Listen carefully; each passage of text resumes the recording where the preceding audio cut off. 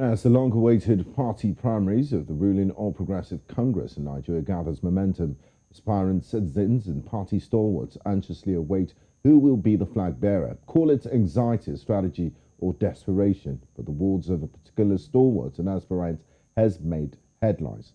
Presidential hopeful and former Lagos State Governor Bola Ahmed Tinubu, in continuation of his tour to persuade delegates ahead of the APC presidential primary, visited Ogun State and declared that he brought President Muhammadu Buhari out of political retirement and assisted him to emerge Nigeria's president in 2015. Tinubu said, and I quote, "If not me that led the war front, Buhari would not have emerged. He contested first, second and third times but lost. He even said on television that he would not contest again. But I went to his home in Katsina. I told him you would contest and win, but you would not joke with Yoruba matters. Since he has emerged, I have not been appointed minister. I didn't get a contract. This time is the Yoruba turn, and in Yoruba land, it's my turn." End of quote. Now, while listing other candidates he had helped in attaining their positions and the role he played, he further insinuated that he had been working for the party for the past 25 years. Meanwhile, the President, Muhammadu Buhari, has earlier on pleaded with the governors to allow him choose a successor. Now, Gbenga, if you look at those words, they actually tripped me. Now, I led you to the war front. If not for me, you wouldn't have emerged as the president. They're quite weighty words to use on a sitting president. And even a sitting governor. And a sitting governor, because the tone, if you understand the Yoruba language, because that speech was given in Yoruba, you understand the gravity of it. So it's led to a lot of debates and discussions in the political sphere in Nigeria, and rightly so. Some feel, you know, there's a sense of entitlement, like you mentioned, and others feel a sense of betrayal from the president. But I wonder, what power does Bola Ahmed Tinubu have to bring in the president? Because I would have said that Nigeria was more of in a democratism of government where the people vote in their own choice of candidates who they want to lead them. But right now, he's saying that he is more like the president maker. No, so it's not as simple as that. Of course, you have lobbying, there are things that happen behind the scenes. You have deals among politicians that most of the electorates don't see at that level.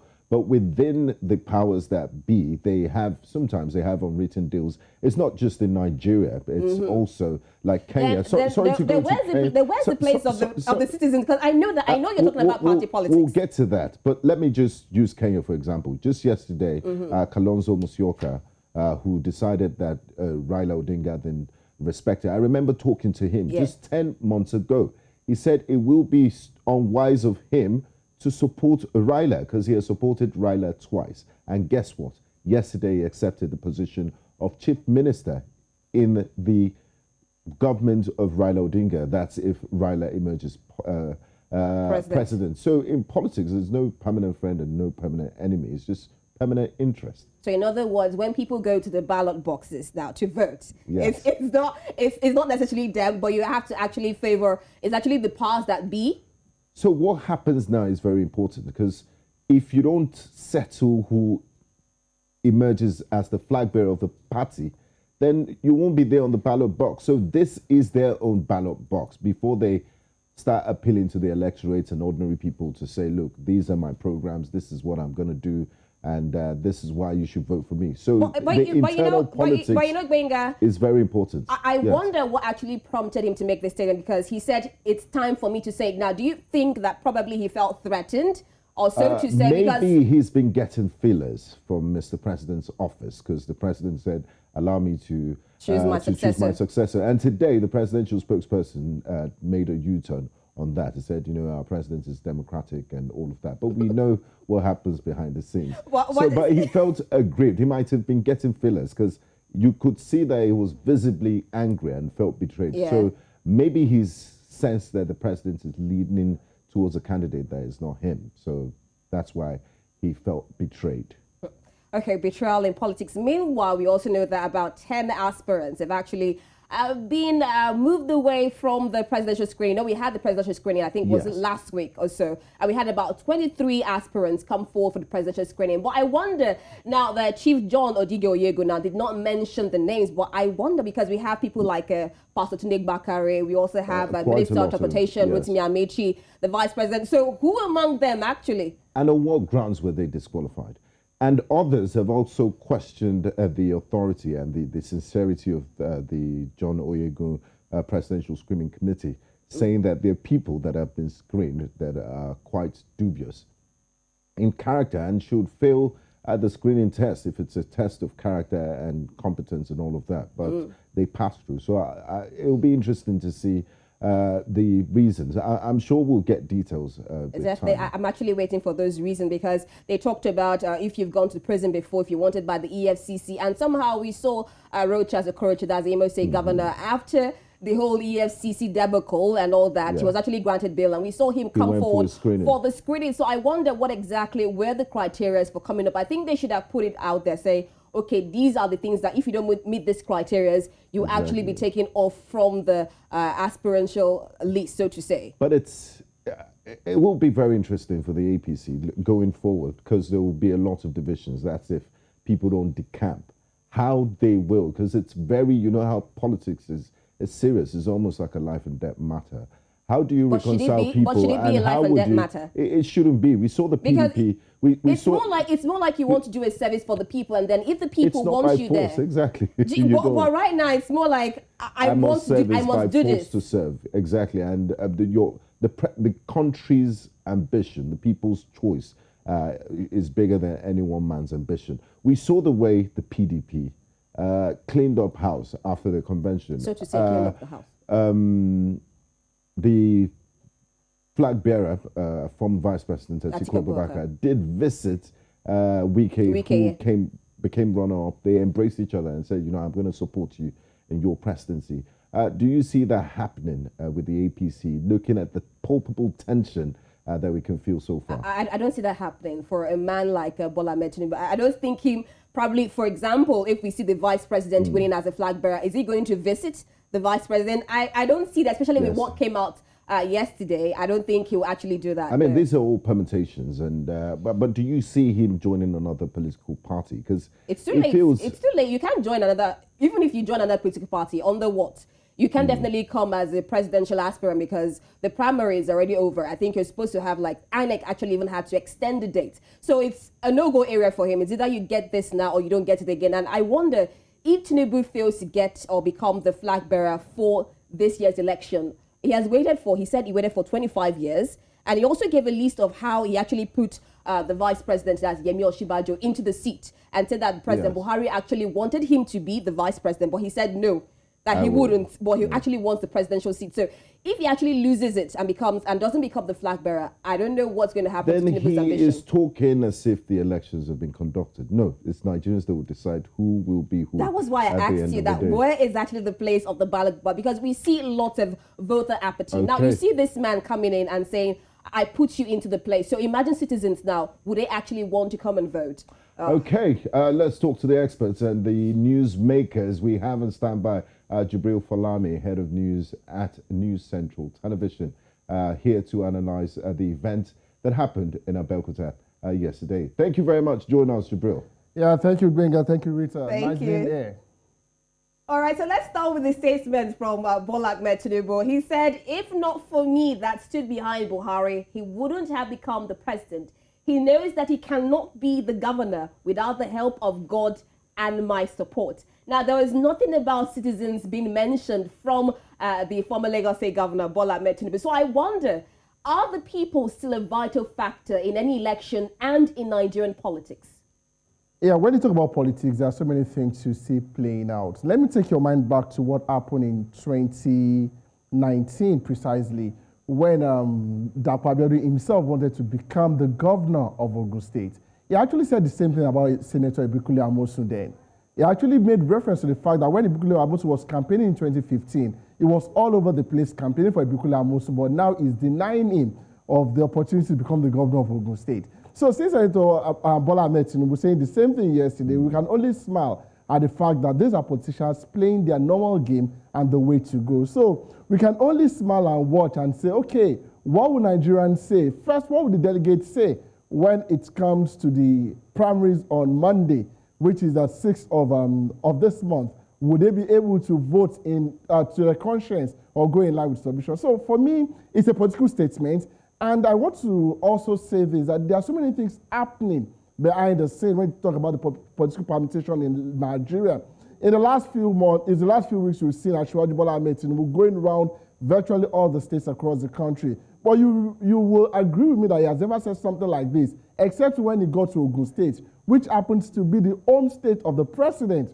And there is this speculation already that Governor Abiodun is already tilting to the side of the vice president. So you cannot rule out what is happening right now because it's about being human and looking at the prospect of the country. So for me, Asiwaju Tinubu's statement yesterday is born out of politics, and we can't rule out the fact that Abiodun has also done the same thing in the past. So this is politics, and this is time for them to do politicking. That's my opinion on that. Okay, Jubril, looking at politics and looking at how politics is played in different parts of the world, I did make reference to what happened in Kenya and how the current president, Uhuru Kenyatta, is actually in the open, is not supporting his own deputy president, William Ruto. He's gone for Raila Odinga. We've also seen Barack Obama supporting his vice president, Joe Biden. Now, what do you make of the request by President Buhari that says, you know, allow me to choose my successor and I would really need your support? Is it unconstitutional? And what do you make of it in the general sense of this politics that we're discussing? Okay, when you talk about the political permutation, yes, that is the way to go. But when you talk about the constitution, the right to elect your leader is in the hands of the people. So most importantly, what we need to stress here is, yes, the president is right in his own way to say, okay, please permit me to support whoever, permit me to choose whoever is going to succeed me. But don't forget that this is just their own primaries. They're still going to a major election where we're going to test the strength of each of the parties. So the president's coming to say, okay, I want to support person, or I want to be part of those people that will elect those who will succeed me. He has his right to say that. We're all political animals, and he has his right to say that. But the fact remains that the election will be determined by the people at the end of the day. Let me give you an instance. If he decides to say, okay, I want Mr. A to become the candidate of APC, the Mr. A will still need to go through the process of the election, campaigns, and so many other things where Nigerians will decide who will become their president. So in his right, he has that privilege, and he has the right to say that. But generally speaking, constitutionally, he's still subject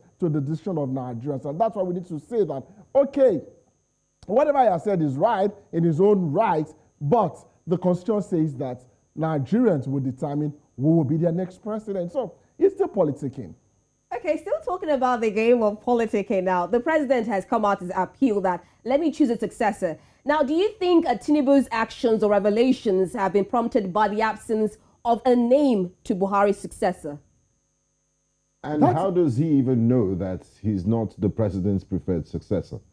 Okay, now the next question will now be, how do we know that Tinubu is not actually, the president is not actually touting Asiwaju Tinubu as his successor?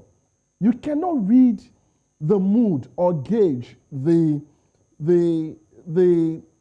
thinking of Mr. President as we speak right now. Every day we see so many things coming up in the political space in Nigeria. One day it will tilt towards the vice president, the next day it will tilt towards Asiwaju, the next day it will tilt towards Amechi, and the rest like that. So we can only wait and see what will happen. But one thing that we cannot rule out is the fact that that statement made by Asiwaju yesterday has really caused a lot of ripples among the political disciples across boards. We've seen what has happened on Twitter. We've seen what has happened on social media. Even the SSA to the president, Babashir, also came out to say that that statement is generating reaction in the north. So we can only wait and see to what extent are we going to see the reactions of the people towards this statement. But one thing is, the Mr. President we know, you cannot predict his next move. We saw that happening in 2019, and we are seeing it again. He came out early this year to say that he has a preference. He told Nigerians, but he said if he should mention his preference, he will be killed before the general election, saying that he asked somebody that he has penciled down, but will he be able to sell that person to the entire APC caucus and to Nigerians generally? That is the litmus test that he must pass. Now, Jubril, just before we let you go, I want to pick a quote from Asiwaju Bola Ahmed Tinubu yesterday. He said, "This time it's Yoruba's turn, and in Yoruba land, it's my tenure." End of quote. Do you feel a sense of entitlement here? And where did that agreement come from? There are other geopolitical zones and over 250 ethnic groups in Nigeria. Don't you feel a sense of arrogance and entitlement from the APC leader's statement? Well, I don't know what you mean by the sense of arrogance, but I want to toe the line of the fact that everybody's entitled to yearn for anything. Don't forget that when this new era came into, this position came into place, it was from Obasanjo we started. Why was it given to Obasanjo? Obasanjo was not that relevant in the political landscape when he became the president in 1999. But why was he chosen? He was chosen because some people sat down and said, no, it's time for us to compensate the Southerners, the Yorubas precisely, and people from Ogun State because of the death, because of what happened to Moshood Abiola MKO. Yes. And after spending 8 years, it was unanimously agreed that the power must shift base. And that was how he got to Umar Musa Yar'Adua. And as God will have it, he died while in office, and Jonathan took place. So it is always a case of permutation. It's always a case of, it is our turn, it's your turn. But there's always a gentleman agreement between these politicians, and that you cannot rule out. What we have seen in the case of PDP is the fact that they are saying that, no, yes, it's true that we need to move power to the south. But they ask themselves, are they actually interested in zoning or winning back the power? Tambuwal actually said that and confirmed that to Nigerians when he was speaking to the delegates some few days ago.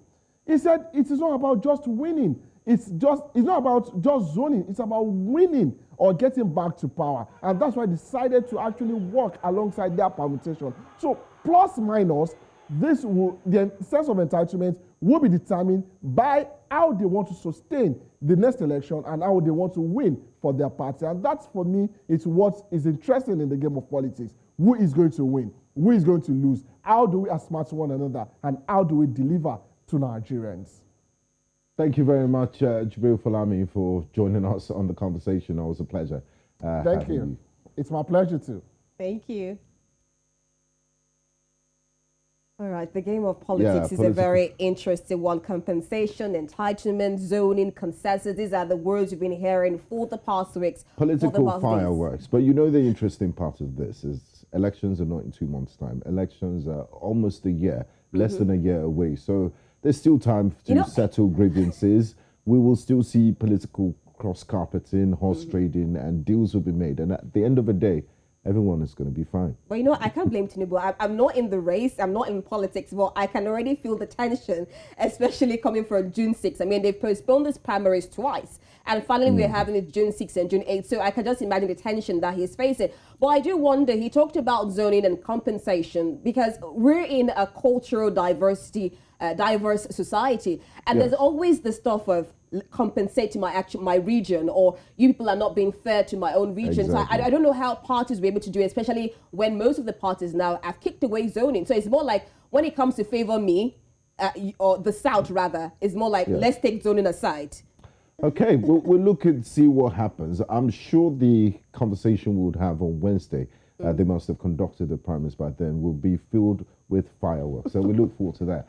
Thank you very much for being a part of the conversation. Today, in the first half of the show, we discussed the allegations of kidnapping and corruption against South Africa's President, Cyril Ramaphosa. And we just concluded our conversation on the APC national leader, Bola Ahmed Tinubu, saying it's his turn to be president. My name is Gbenga Aborowa, and thanks for watching the program. And I'm Rita Omodia. See you again next week, God's willing. Bye.